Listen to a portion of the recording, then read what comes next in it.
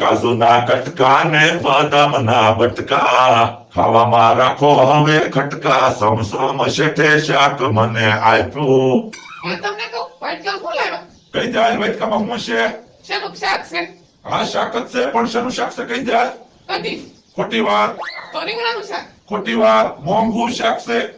પનીરનું શાક છે ખોટી વાત. તો તમે જ કહી દો કાજુ બદામનું શાક.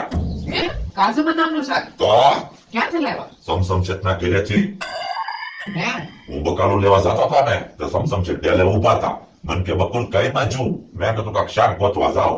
મન કે ઉભો રહે. ડેલામાં ગયા ને તો મને એમ કે કાંઈક બકાલું લઈને આવશે. ત્યાં તો કાજુ બદામનું શાક લઈને આવ્યા. તો મારે કાજુ બદામનું શાક ખાવું આપણે બે ખાવી.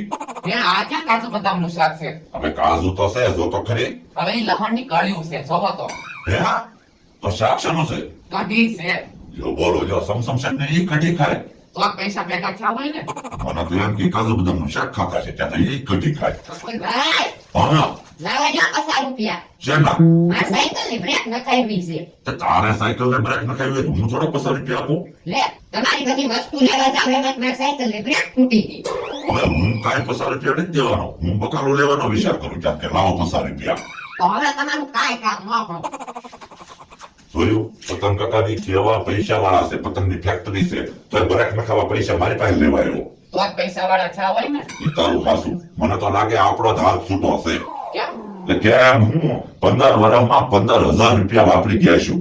તો હવે કઢી ખાઈ લો કઢી કાંઈ નથી ખાવી. હમણાં 5 રૂપિયાના કાજુ લઈ આવું. કાજુનું શાક બનાય.